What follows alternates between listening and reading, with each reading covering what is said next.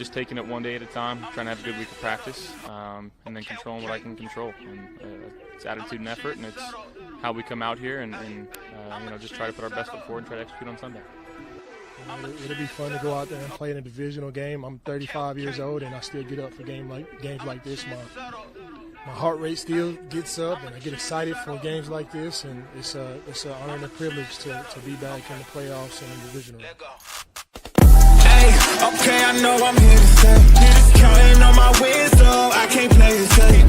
Try to go against us, get you out the way. Go hard, it's the only way to play. Let me say, I'm a trendsetter. I'm a go-getter. I'm a trendsetter. I'm a go. All right. Hello, the world. This is Fear the North special edition. We are going to do a preview of this weekend's AFC divisional game between the Buffalo Bills and the Baltimore Ravens. We are so very privileged to have Ben on our show from, say it, Ben, edify, elevate yourself. Tell the people who you are, where they can find you, brother. Thank you guys very much for having me. My name is Ben. I'm from the Mafia Members Podcast, a podcast for the Bills Mafia by a member of the Bills Mafia. Find me on all social media at Mafia Members Podcast. I'm actually doing a giveaway right now. If I get to 100 YouTube subscribers, I'm giving away some free stuff. So make sure you go to YouTube and go subscribe to my channel and enter for your chance to win a shirt, a mug. Whoever wins gets to pick whatever they want out of the store. So go give me a follow, and thank you guys very much for having me. And I'm excited to talk about this matchup. Excellent. One more time, your YouTube channel. Mafia Members Podcast. Okay. Very good. Young Irie, YG up in the house. My wonderful co-host, and also Cleveland Browns beat reporter, Irie Harris. You can catch him on Twitter at what, YG? It's at Irie, IRIE, 2 underscores, and then Harris. So my name, Irie Harris, with 2 underscores in between. You can catch me there on X and on Blue Sky. And, of course, back to you, Sapphire, my lovely co-host. They can find you where? Always with you and the Chris Spurry Report, darling. Do you want to elevate your Cleveland.com? Because you have a itching article that you just published there as well. Why don't you share that with the folks, too, before we get started? Okay. Thank you. I appreciate that. The article that I just published recently regarding Deshaun Watson and – through 3 seasons in Cleveland, he's appeared in 19 games, but he's only played 17 of those fully. So that's pretty much a full season within the NFL, 17 games. And what I did was take his numbers and totals through those 17 games and compare it to the rest of the league, the rest of the quarterbacks in the NFL between his years in Cleveland. So 2022, 2023, 2024, passing yards, big-time throws, turnover-worthy plays, all kinds of different data and analytical things. And I like the way that it came out. And for those listening and want to check it out, I hope that you do as well. Thank you so very much. Okay, I'm going to pass the baton to you, Irie, to get us started, because I am so fascinated in what this podcast is going to show the world. Thank you. I appreciate that lovely intro. Yeah. We're here, everybody. Fear the North, Mafia members. It's been a long time coming. We were supposed to do, it's kind of on me, but we were thinking originally of doing something once the Amari Cooper trade happened, because they went from the AFC North to the Bills. But we made up for that now with something even bigger. AFC divisional round, Baltimore versus Buffalo. Man, Ben, from your perspective, how did the Bills get here? Actually, you know what? Before even getting to that, let me ask a more important question, especially for you as a fan. How does it feel for the opportunity to get back at Baltimore after the way that they killed you guys in week 4 this season? Yeah, I was joking with some people on X the the other day. And what we need to happen is for Houston to beat Kansas City, and we need the Rams to make it to the Super Bowl so that the Bills can avenge all of their. We can be on a revenge tour all the way through the rest of these playoffs. So we're excited to go in to have Baltimore come into our home. I think. This is so far. It's the game of the season. It's the one everyone has been. We've seen kind of the writing on the wall even before the playoffs started. With once we knew Kansas City was the first seed, we kind of knew that it's going to come down to this game to kind of see who's going to get to play the Chiefs to go to the Super Bowl. So it's just it's a lot of nervous energy in Bills land because they've been it's kind of been a mantra of the team all year to aggressively take what the defense is giving you or take what the team is giving you, but do it aggressively. And so we as fans kind of have kind of adopted that mentality coming into this game. And we're waiting for the game, but we're also super hyped up and antsy and can't wait for 6:30 on Sunday. So it's curious to me, and correct me if I'm wrong, Ben. This will be technically the 4th consecutive AFC divisional game the Bills have made it to. Is that correct? Correct. How is the fandom dealing with the fact that you've been to the quasi dance 4 times, yet the results have not borne out? Kind of a la like the late 70s Minnesota Vikings -ish? Yeah. What's the fandom feel about this? We're seasoned vets when it comes to this stuff. The Bills fans, we kind of joke around and say like, we don't have any soul when it comes to these kinds of things because it's been ripped out of our chest so many times. So we're kind of we're past the point of just being happy that we're like the drought is over, and we're past the point of just being excited to get into the playoffs again. And we really need a win this week.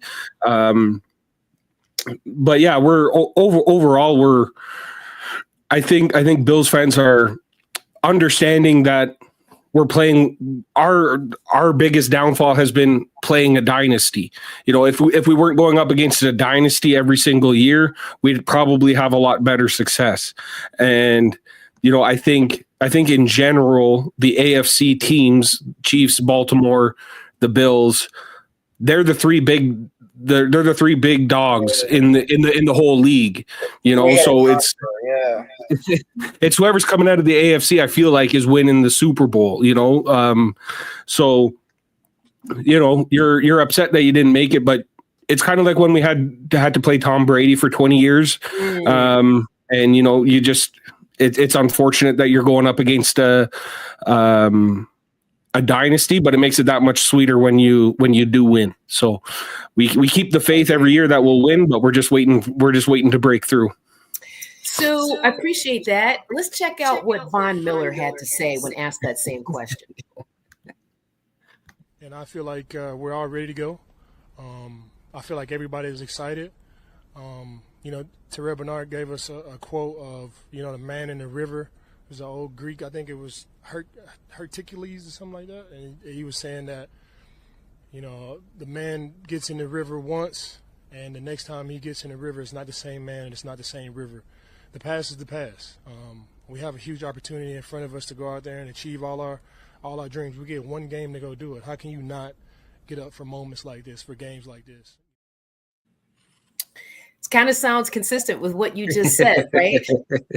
And I think kind of that's how, minus the Chiefs and kind of our issues with them in the playoffs, this is how we're approaching this game as well. We're not worried about what happened in week 4.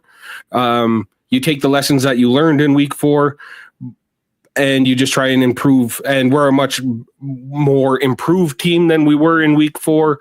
And so you kind of have to try and not necessarily brush it off, but you have to take what you learned and just keep growing, keep getting better, and just keep the whole city of Buffalo, the whole team of Buffalo, the whole identity of Buffalo is just to keep fighting.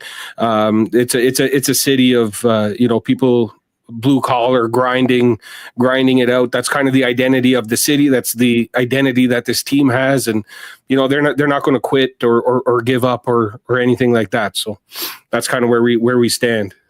I think to that end, Irie, and jump in on this. I mean, that kind of makes the fandom kind of similar to Pittsburgh and also Cleveland, right? And Baltimore for that matter too. Yes. So, curious. Here's Josh Allen on kind of the experience that he gained from that game earlier in the season that you just talked about. I feel like we've grown quite a bit since that game. Obviously learned a lot from those moments. Going back and watching it, obviously wasn't our best effort. Felt like we didn't play our best football. But again, they got a really good team too. That they're playing this week for a reason. Their defense the last really 8 to 10 weeks has been superb. Their offense is fantastic as well. They got a lot of studs over there, led by Lamar obviously, and it's a tough team to play regardless. I couldn't agree more with everything Josh Allen says. We kind of just take it as Bible. So whatever he says, we ride with for sure. Let me come in real quick. Let me ask you now, and you've probably been asked this before, but what, from your view, your eyes, nobody else's but your view, what has impressed you about the MVP caliber season of Josh Allen, whether it be the ball security, whether it be accuracy, like what has impressed you the most? What has been your biggest takeaway from the past season that he's had? I think for sure limiting the interceptions and the turnovers has been huge, but I think in general Bills fans were like, yeah, he threw the ball, he turned the ball over a lot, but he also had he had so much more touchdowns, and he was able to kind of quote unquote make up for those. I think what he has done this year that has been so special has kind of just been his leadership, and kind of taking a group of guys who they're all underdog guys. Mac Hollins, Khalil Shakir, even James Cook as a running back wasn't getting a lot of love and respect, and all of these guys, Curtis Samuel, who the Washington Commanders didn't want to keep him around, and getting Amari Cooper from Cleveland, it didn't seem like he was getting along too well in there, and just kind of taking a group of guys and just putting them on his back, and leading them to the fight and leading them through the whole season. It's been the most impressive thing for me to watch from him, is kind of his growth as a leader and as a person in general. Awesome. Jeff? I'm really curious about the leadership part, because what I think I noticed more consistently this season is Josh Allen using his legs in key critical moments and seeming to embrace that, right? So with that observation, what concerns do you and Bills Nation have going into this particular game with an AFC North team as it relates to injury? Yeah, anytime there's a mobile quarterback, we all kind of think of RG3 or some of these other quarterbacks who get injured, and we love to see a Josh Allen hurdle, but every time he does it, you kind of hold your breath and make sure that he survives the fall and whatever happens. Preseason there was lots of talk about having to get a replacement for Stephon Diggs, because Josh Allen can't continue to play football like this, and he can't continue to, kind of put his body on the line game in and game out, or else will be cutting his career short.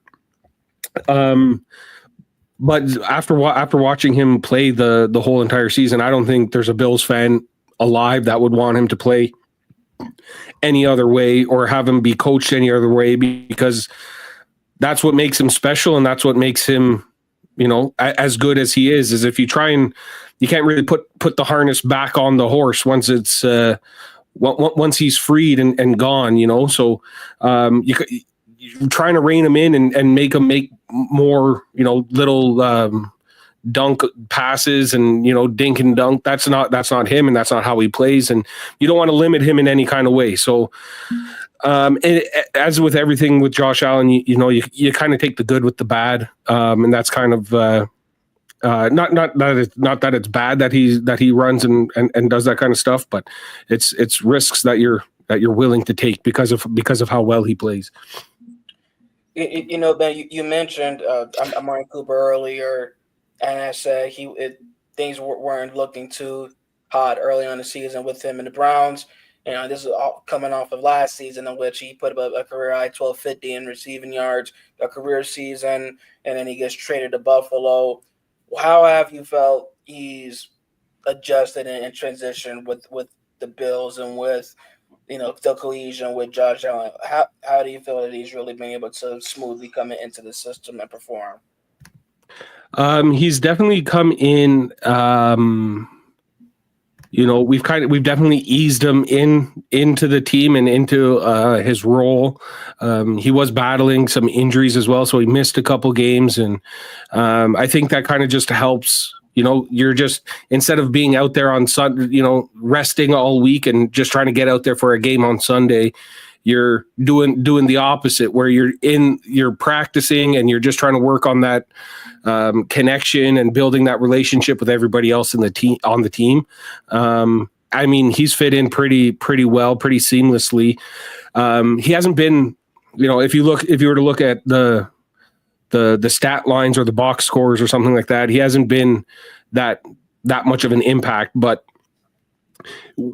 if you look at how defenses now have to play us because they have to respect an Amari Cooper and kind of what he can do in man coverage, it kind of it opens up the field for a Dalton Kincaid and Khalil Shakir, and some of the other guys are able to get a little bit more open. We saw how that worked last week against Denver on the Curtis Samuel touchdown, where everybody's focused on everybody, and you're bound to have one guy sneak out and get wide open. It's just impossible to cover six guys at a time. So that's his biggest impact, is kind of letting the other guys kind of reach their potential or get their stuff while defenses are focusing on him. And you mentioned that game too, that win over Denver in the wild card round. That was a terrific win, a blowout win. While there's so much to talk about offensively, I want to focus real quick on the defensive side, because Bo Nix and the Broncos offense have been cooking for a while. They really had gotten red hot within the last month of the regular season, and that's how they were able to, prompt them into the playoffs. But defensively, from Buffalo's side, what stuck out to you in their performance in limiting Nix and that Broncos offense from producing the way they have been during the last month of the regular season? Well, first we saw a clip from him earlier in the show. Von Miller was able, and the rest of the defensive line was able to get a little bit of pressure on Bo Nix, which is, not something that I guess we're kind of middle of the pack. We're not great at getting pressure on the quarterback. That's kind of one of the things that we really need to get sorted out, either through the draft or free agency kind of headed into next week. I think that's our biggest need as a team right now. But just seeing our guys back and healthy, having a healthy Matt Milano and Terrell Bernard both being able to play, and Teron Johnson, it's kind of really the first time all season that our whole starting defense has been healthy, and it's just been nice to it was just nice to see them kind of operate as the complete unit that they're supposed to be. And it was a fun watch. Sapphire? So let's go a little deeper into, we talked about one of your wide receivers opening up opportunities for other players. What does your, outside of Josh Allen, what does your team's running game look like?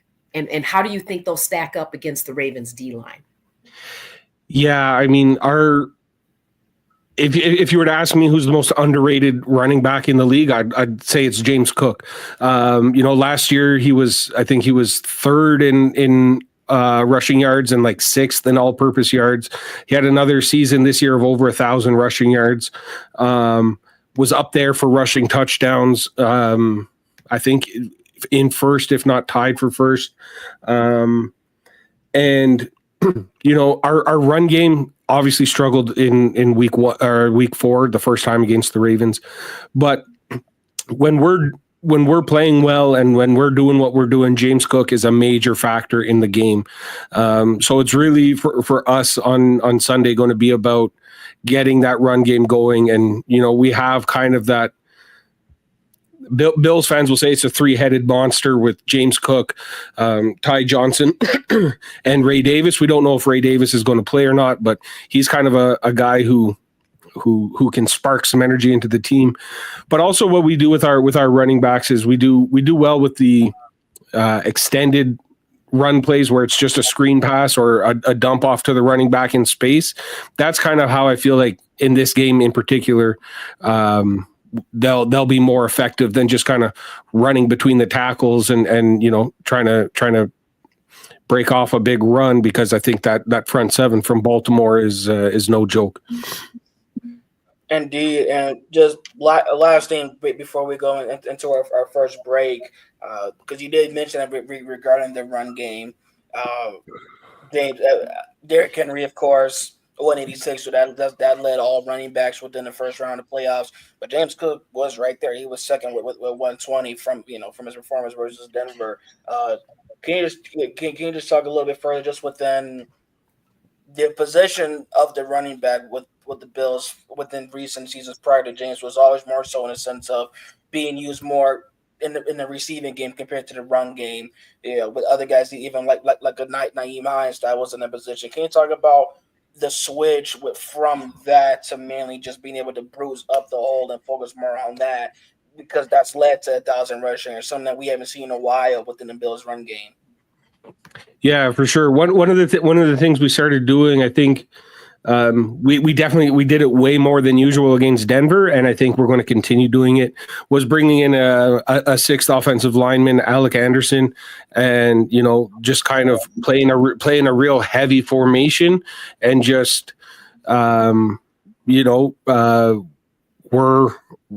coming at you. If you stop us, good luck, but we're going to come back again. And if you stop us, it's the Dan Campbell approach from when he got signed as the head coach in Detroit. If you knock us down, we're coming back up, but we're going to take a kneecap off while we come. And then if you knock us down again, well, then we're coming back, and we're so that's kind of our mentality. As far as the big guys up front, we're just going to keep doing it until it works, kind of thing. And I think that's a little bit of what happened. What went wrong in week 4 was too early we abandoned that, and I don't see us doing that again. I think we're just going to keep feeding the ball. Indeed. Go ahead, Sapphire. Well, go ahead, darling. I interrupted you. No. I was just giving a quick shout out to Mr. First Down. Please check out Mr. First Down. Terrific talking content relating to the Tennessee Titans. A lot of talk about at the NFL draft, and I was just giving that quick shout out. But please, Sapphire, presume. Right on. And thank you for that. Great question, by the way. I think it's a perfect segue into our break. Oh, that helps to prepare. I mean, honestly, I can. People call me biased. I feel like we have the most physical team in the league. It's offense and defense. So when you see Big Pat come out there and our big offensive line, especially in training camp, it was some physical battles. So you got no choice but to be physical and be ready here. So my guys welcome that challenge. We love it. I love it. They bring out ex-personnel. Hey, they saying they're trying to come bloody your nose. So my guys take that challenge and accept it. So Who can do it better? I'm a go-getter. I'm a trendsetter. Hey, look, they keep calling. follow me, could you ride this beat, look probably. Okay, it ain't no problem, see, I can mold this thing like pottery. Better, I'ma bet on myself. It sounds like both sides understand how physical this game is going to be. Ben, I want to go back to what you said before our little mini break here. What was that catalyst moment in terms of the Bills defense making a change to the way they approach the run game? Honestly, I think I don't know if there's a particular moment, but I think that week 4 matchup against the against the Ravens, we kind of as a team, they were very embarrassed of how they performed that game, and kind of all took it upon themselves to kind of, okay, this is we're out of excuses now. This is going to be week 5. Sure, we lost to Houston, but our bad games are kind of behind us now, and this was our this is the time now where we gotta cut it all out and we just go out there and play football. So I think they took that loss on the chin, and they sat on it. It didn't feel good, and they kind of made the decision to not have that happen again. Thank you for that. What do you think the Bills? What are you more concerned about? Baltimore's run game or their pass game, and why? Well, right now, I mean, I guess it kind of depends on the health of Zay Flowers. He's looking like he's not going to play.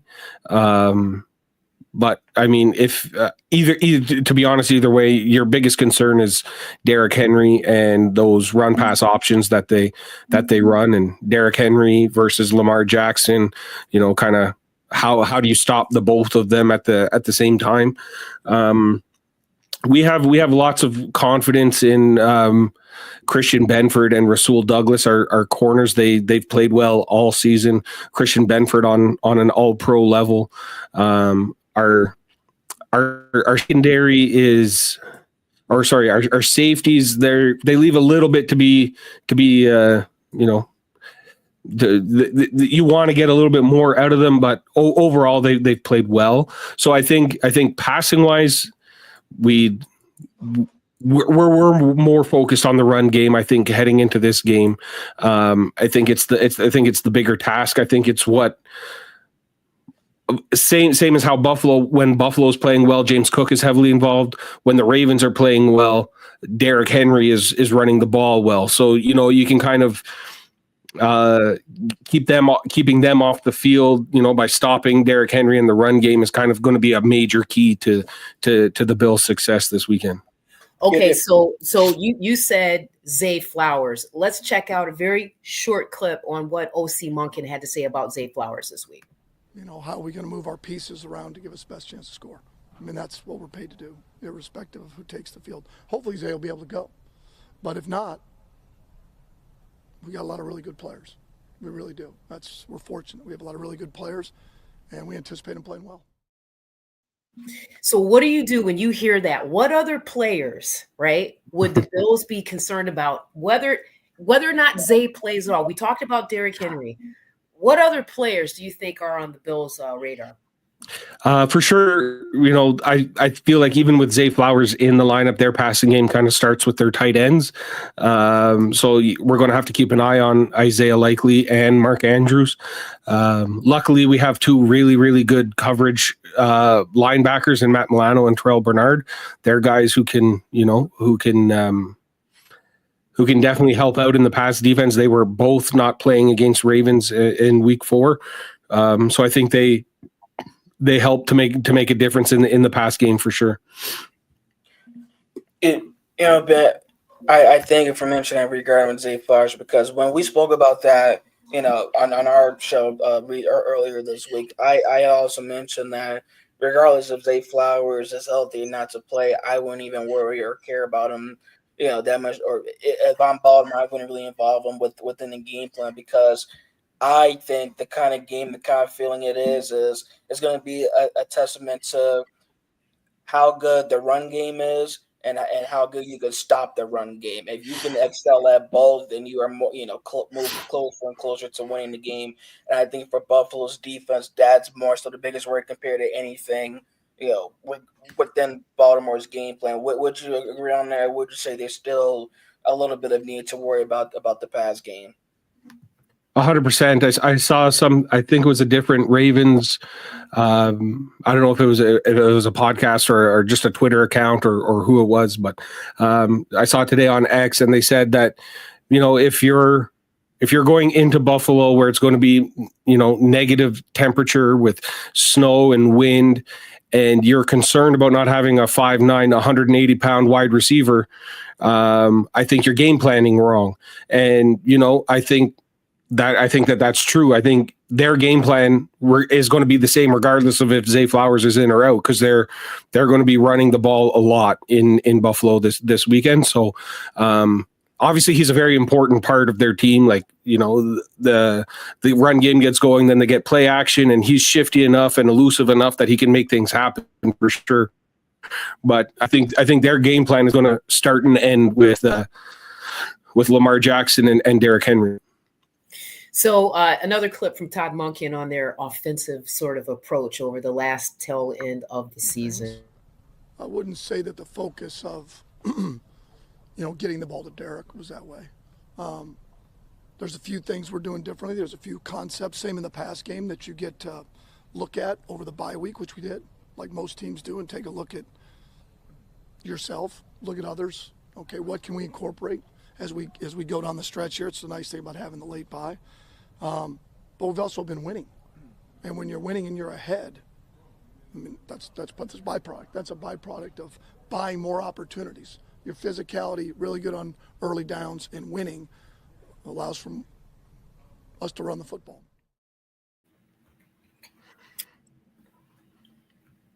Yeah, 100%. I mean, that's really, I feel the best way to put it right there regarding it. It's man, I mean, this is such a good game. This is such a good matchup. It's so exciting, and not to get too far down, but just within Lamar Jackson and Josh Allen, just within those two figures, those two components within this matchup, we know there's been one playoff matchup between the Ravens and Bills recently, in which within those two involved, Josh Allen does have the advantage because the Bills won that game a few years back, 17-3. But how much, at least to you, is lying more from the narrative of Josh Allen and the sense of winning this game compared to Lamar Jackson? Pardon, say that again. How much is what? Sorry. How much of winning it weighs more relating to Josh Allen within this game compared to Lamar Jackson? You think? Oh yeah, no, I think we have the advantage that they're head to head 1-0 for Josh Allen in the playoffs. But I don't think that I think both of them are feeling the pressure because whether it's warranted or not, both of them have been labeled as playoff chokers and can't win big games and stuff like that. And if you look just at the numbers, like Josh Allen has been historically good in the playoffs. With a touchdown to turnover ratio, he's first through a quarterback's first 10 games. The amount of touchdowns and yards that he's able to put up in the playoffs has been really, really good. But this game is going to, whether either one of them likes it or not, it's kind of going to be a legacy game for the both of them because of all the hype that's been around both of these guys all season and, who's better and those kind of outside noise, those kind of conversations are going to be, people are going to act like this is the determining factor in their whole careers moving forward. So I think as far as that goes, it's a big game. It's a really big game for both players. Here's Josh Allen on managing the hype, the buzz around he himself versus Lamar Jackson. Yeah, I mean, I think in the history of football, I've never really played against another quarterback. I've played against their defense and just taking it one day at a time, trying to have a good week of practice, and then controlling what I can control. And it's attitude and effort, and it's how we come out here and just try to put our best foot forward and try to execute on Sunday. He looks real comfortable to me. He looks real comfortable, understands what his assets are, and is really looking forward to this game. I wanted to shift to defense, Ben, and ask you, based on your knowledge of the Bills, what do you think their strengths are specifically facing the Baltimore Ravens defense? Yeah, I think our issue all year has been stopping the run. It's actually been a problem for the Bills for a really long time. Is stopping the run. It feels like we give up at least 100 rushing yards every single game. We all know week 4, Derrick Henry rushed for 199, and whatever Lamar did on top of that. So that's kind of really key. Even when we played teams this year that really aren't that good, like we gave up over 100 yards to Jonathan Taylor and the Colts earlier in the season as well. And you can get away with it against a team like the Colts, who maybe aren't as good as Baltimore. But when you let some of these good teams like Baltimore or Kansas City run the ball all over you, they're going to capitalize and they're going to score. They're not going to settle for field goals, or they're not going to, if you want to look at a coaching matchup as well, they're not going to go for it on 4th down to try and, to extend the drive. They're going to kick the field goal, take the points, and get off the field. Whereas other teams, lesser teams, will, feel like they got to make a play on 4th down in order to have a shot to beat you. The Ravens will take the points. They have an all-time great kicker. They're not going to try and do anything too flashy. So for us, it really does boil down to stopping the run. Like I said earlier, we have confidence and we have faith in our defensive backs. So it's really going to, for me at least, it's really going to come down to that line of scrimmage battle and who can win between their offensive line and our defensive line, and our offensive line versus their defensive line. So our compatriot Chris Murray is actually at a sports writers benefit tonight. They're going to be awarding in Philadelphia. They're going to be awarding Saquon Barkley, giving him some kind of recognition. But he did take a moment to share this with us. Well, and I think the Ravens defense has been playing really great. They've only allowed 57 points combined in the last 5 games. Okay, I think they're holding teams to under 14 points a game. I think the Ravens defense with Kyle Hamilton playing at the safety position, I think their defensive backs are better than the Buffalo receivers. I think they shut down that running game, and I think at the end of the game, Josh Allen's going to make some plays. Let me say that. He'll make some plays, but they'll minimize the points where he can make plays. That you're going to see Buffalo try to run the ball the way Lamar runs the ball. And so it's going to be a tough game, but I think the last time, I know it was back in week 5, week 4, but I think the Ravens can stop that Buffalo offense. I think that they've been playing lights out in these last few games, and I think they're going to beat Buffalo defensively. It's going to be a close game, though. I do see it, but you're not going to see the Ravens defense. And the Ravens defense was bad the last time they played. I think this time around, I think they're going to give Buffalo a hard way to go. Your thoughts on that, Ben? Yeah, I mean, overall, I would agree. I think if I was going to do a rebuttal, I'd say it's the last 5 opponents of the Ravens regular season included teams like the Giants and kind of some lesser teams. So it might the Steelers. So I think it's easier to look good and put up good numbers against those teams. But yeah, I mean, overall, since you can't really say anything negative against their defense. They're really playing well. That Kyle Hamilton is he's fun to watch. As a kid, or not even as a kid, but when I was younger and watching, the Ravens were always a favorite team of mine when they were Ray Lewis and Ed Reed and Terrell Suggs. Like, those are some of my favorite players ever to watch play football. And they still kind of keep that. They're not the same caliber of players or the same kind of legends in the game now that they are, but they have that same kind of mentality and they play that same kind of style, and that's kind of the Ravens' identity. So you're going in for a battle regardless, and they're very tough. They're a very tough defense to play against for sure. Interesting. Definitely a throwback with those guys. Sapphire, you love those guys too, right? So I don't want to get us off task here, but Ben, it's really a very painful topic for me because those were the Ravens after they left Cleveland. Those should have been the Cleveland Browns, right? So it's hard for me, but yeah, I mean, and my mind goes to Eric Turner. I think it was Eric Turner. He was I think he was one of the middle linebackers or cornerbacks that was like, he was like the Lamar Jackson, but on the defensive side, but died from some form of cancer in his late 20s. But that game was stacked. To your point, it was stacked. I think one of the greatest defenses in modern era. I will still say modern. But so listen, I'm still curious to know who Ben feels is going to win this game and why, and if the winner of this game is going to go on to win the Super Bowl. What?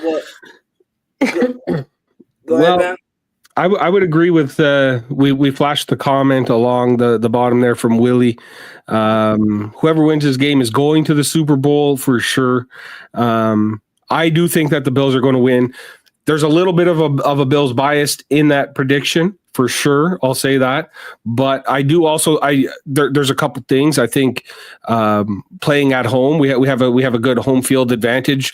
We're undefeated at home so far this year. We haven't lost yet in Buffalo, so I think that gives us an advantage. The weather is worked into that as well. It's going to be a cold snow game, which I think favors the Bills because Josh Allen has really been able to play well in that environment. And then lastly, I think it's kind of it's hard to do what they did again. You know what I mean? Like, you're not going to have it's hard to repeat that performance from game 4 or from week 4. I mean, now that everybody knows kind of what you're doing, we've seen each other, we can make adjustments. That's one thing our coaching staff is really, really good at, is making adjustments and kind of adapting to the game as it goes on. So I think all those things kind of play in the Bills' favor. And so I'm predicting a 27-21 victory for Buffalo. All right. Well, I'm going to go back to something you said. So the Bills have seen the Ravens, right? And so you're confident that what they needed to take from that experience is going to give them the advantage in this game. Is that correct? I think so. I think we know, as unfortunate as it is, especially if Zay Flowers is out, and we can kind of just, as we were going to focus on Derrick Henry to begin with, but now we can really kind of focus on Derrick Henry. And I think we end up getting the win. Okay, and I get all of that, but have you factored in Justice Hill as well? Yeah, I mean, he caught a touchdown against us in week 4, so that's definitely an aspect that we're going to have to pay attention to for sure. But I think if you ask anybody in the Bills fans or Bills organization, if we're happy to let Justice Hill be out there. We're not going to let Derrick Henry and Lamar Jackson beat us. If you got to beat us with Justice Hill, we like our chances. So I think like it's not a knock against him, but he's just not Derrick Henry, and I think what he has to bring is a different skill set. He's a little bit more speedy and shifty, and a better catcher out of the backfield for sure. But I think that's kind of what our defense is better at stopping. We're not as good at stopping the bulldozer because of the defensive style that we play. We play a lot more of like a shell defense, where it's easier for us to kind of stop that back out of the running back out of the backfield than it is to stop the freight train that is Derrick Henry. It's so fascinating to me because you got multiple weapons in the backfield for Baltimore. Okay, at least 3 on any given set of downs. You got 2 tight ends as well, right? And we haven't even talked about Bateman or Aguilar. Am I hearing that you feel confident that Buffalo Bills are going to have an answer for all of these different options that Lamar Jackson has? You see the beanie? Like we call them toques up here. But you see the toques? You see the toques, Zach? Come on, G. You see the toques, right? But you know what? There's a thing I was thinking about it the other day. There seems to be kind of this idea or this theory that like it's all going to be what the Bills have to do and what the Bills going to be able to do this? Are the Bills going to be able to do that? Well, are the Ravens going to, like, how come we're just taking it as a matter of fact that the Ravens are just going to play a perfect game? They're going to have all the answers. They also have to stop 6 offensive targets, which is hard to do. You know, they also have to be able to move the ball on offense, which is going to be hard to do against the Bills defense. The Bills defense it might not be as good as Baltimore's, but it's not a slouch. We're not bad on defense either. So I think, you know, as much credit as we're giving to the Ravens, I think Buffalo's offense deserves a lot of credit too. And it's not just going to be, can the Bills stop us? It's, can the Ravens keep up with the Bills? Can they score the same amount of points as the Buffalo Bills do this weekend? That's very, very fair and a great point, you know, because I was thinking that wild card game, you know, the Ravens' time of possession was like more than one more quarter longer than the Steelers. It was like 20 minutes more time of possession.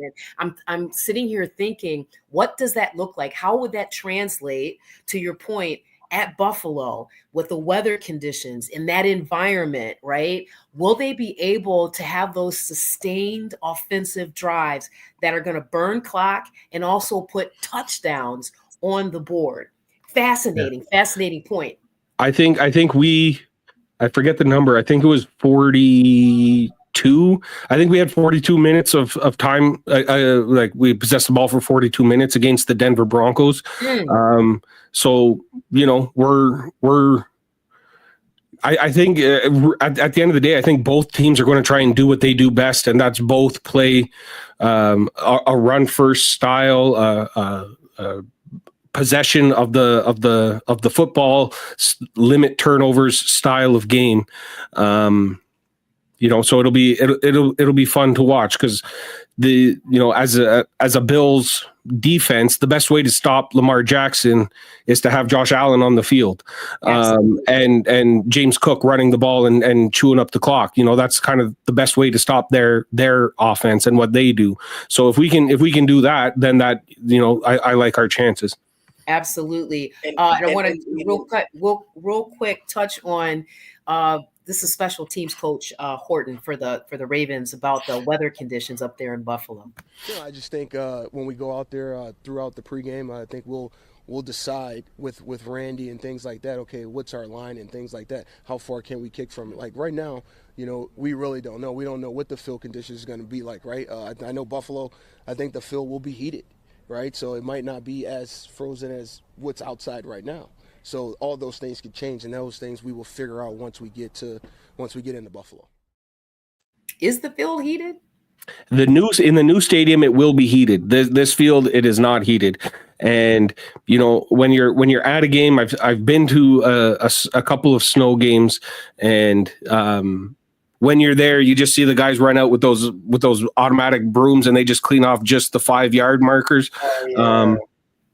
So it's definitely, you know, it's definitely not going to be easy. I think if it comes down to kicking, you know, Justin Tucker hasn't been the Justin Tucker that he's been in his whole career, and the Bills are very shaky with Tyler Bass as well. We're not he's kind of turned it around a little bit, but we're still not.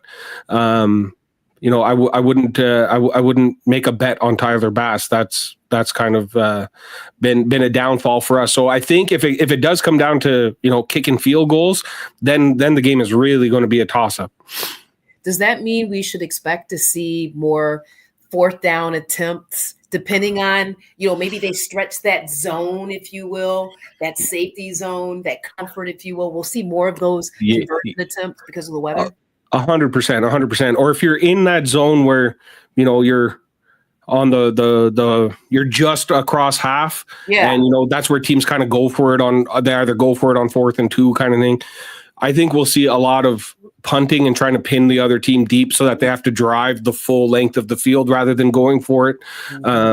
But yeah, I think the field goal window in this game, especially if it's as windy as they're saying, in that Highmark Stadium, just kind of the way it's built, that wind swirls around in the end zone a lot too. So it's a tough spot to kick for sure. So I'd be real worried if it came down to a game-winning field goal for either team. I read that kind of reminds me of the eastern end zone at Huntington Field. Go ahead. No, I'm sorry. Go ahead.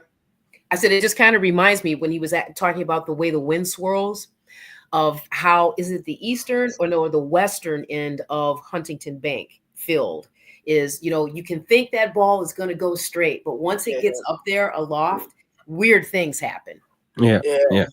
And there's Phil Dawson would have a flag up there like on the go forth as well, so that depending on how much the wind was blowing, that would kind of help him, skew and calculate how his kick should go, how.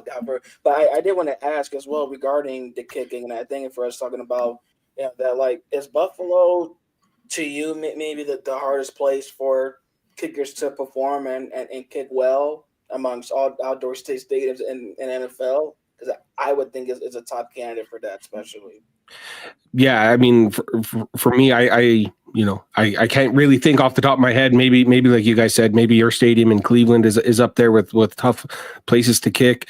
The Buffalo field, field level is actually below ground level. So when you come out into the state, if you're on ground level and you just walk out, you're at the top of the 100 level section of seating. Oh, wow. So the wind kind of comes up, it's easier for the wind to kind of come up and get into the stadium, and that's kind of what creates the swirl. So like you mentioned, the flag that's on top of the uprights, lots of times those, they're barely moving, but at where the actual up crossbar of the uprights is, that's where it's windy. So you can see a kick that's looking really, really good, and then as it's coming down, then it gets blown to kind of to either side. So not only is it difficult to kick there, it's difficult to predict what it's going to be like, even if you are confident in your kicker. It really is interesting because, like I said, Justin Tucker really hasn't looked like himself. Career low, 73.3%. Within completions percentage this season, that's a career low. That's 36. He usually was first or top 5, and you tell me he's in the 30s. But then you do have Tyler on your side, who is still, I would assume, confidence-wise, somewhere in the back of his mind, thinking about that Miz versus Kansas City last year, thinking about all those mixed kicks within franchise history. So it's pretty much within you saying that your confidence level within either of them making the kick is not as high as one would hopefully expect, not only because of the weather and what that may predict, but because of their performance this past season and further on, right? Yeah. It's really been a weird season for Tyler Bass. Obviously, missing the kick to end the season last year is hard on anybody's confidence. And then he started out the season a little bit shaky as well. But then, he made the longest field goal in Bills history at 61 yards. I forget which week 5, maybe 6, something like that. Anyways, he set the franchise record for the longest field goal. And, for the past, the last I'd say 4 weeks of the season, he's been really good and was good against Denver. So he's, it's looking like he's kind of building that confidence back, but you never know. Kicking is such a mental struggle, that you don't know how much the success that he's had late in the season versus the miss against Kansas City last year. You don't know which one is really going to be in his mind the most. And, the nerves, if he'll have nerves or if he'll have confidence, you never really know. It's like, what it reminds me of what you just said is like basketball players on the free throw line. It's like in between the ears, right? It's like golf. Yeah. Right? Yeah. It's a whole other conversation. But no, I think this is going to be one of the most exciting divisional games in the last several years. I think overall the teams are very equally weighted. But for me, what stands out is the difference in the way the Ravens execute using a variety of their weapons. I don't know or recall a time where I could think of a team that had that many different weapons that you couldn't just say, hey, they're out there, we got them covered. Like defenses really need to be aware at the specific personnel that the Ravens have on the line. That's what makes this game very different for me. I look at also whether it's Henry or, and there's truth to it. Ever since Lamar Jackson's mother cursed him out, he has been taking advantage of those passing lanes. It's like, there's that physical talent that he has, but it's also he's a chess player, right? And he just encapsulates all of these different things. And lastly, I'll say this. From the time that I started watching him play football to now, it just seems like he's developed his on the gridiron thinking to an extent where he has slowed down the game, right? And he's playing with unreal confidence.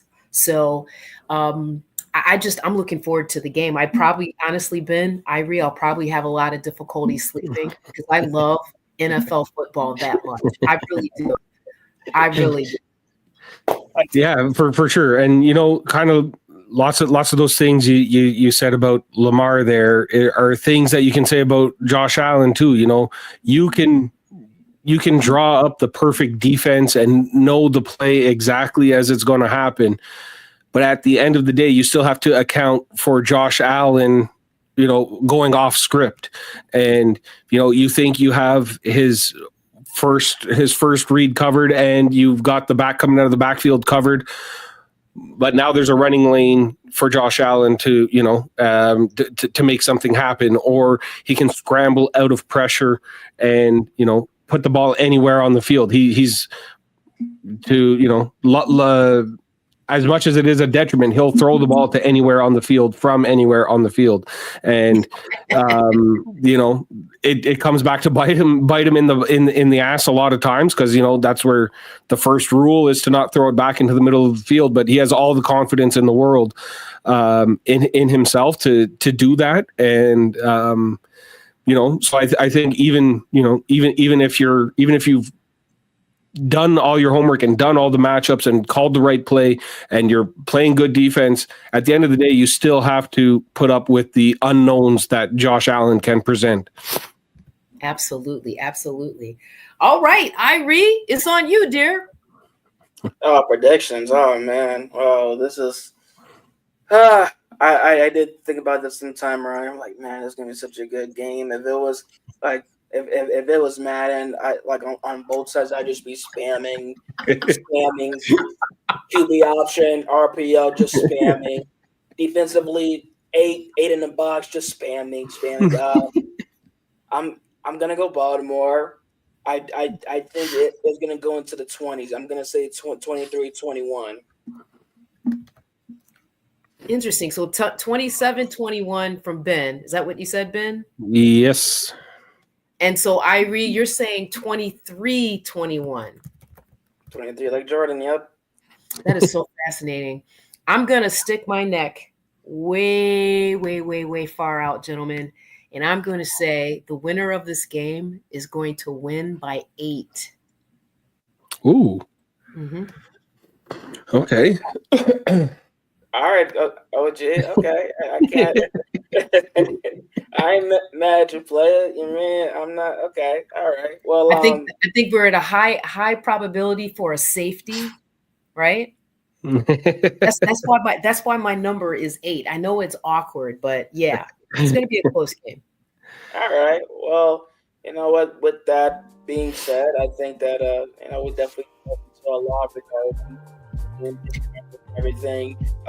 Ben, Mafia members, we thank you again. I appreciate you for your time. Joining on the show. Can you please remind everybody where they can find you, the podcast, the YouTube link, everything? Yeah. First and foremost, thank you guys very much for having me on. It's been awesome getting to know you guys through the Shakeback Media group there with Willie and friends, and I'm Mafia Members Podcast, at Mafia Members Podcast on all social media, Mafia Members Podcast on YouTube. So yeah, go give me a follow and subscribe along, and it's looking forward to the game, and we'll definitely win or lose, I'll be back on the show for sure. Excellent. All right. This is for you, Ben. I appreciate you. Irie, you finally are wearing a hat. I found my toque, All right, guys. Hopefully this close will work. Ben, I just really appreciate you. We're really looking forward to having you back next week after the game, okay? Right on. Thank you, guys. All I do is whatever they give me, whatever the game plan is, especially at this point in the year, I trust those guys, they trust me. Whatever you want me to do, I'm going to do it. If you want me to do a cartwheel, I'm going to say, hey, you think that's going to work? I'm going to do it. I trust whatever game plan is. My job is to run to the best of my ability. Cage rush, I'm going to do it. Taking my shots, I'm going to do it. They do a good job of really mixing up the coverage and the screens and the fronts. And whenever it's my time to go out there and do what I do,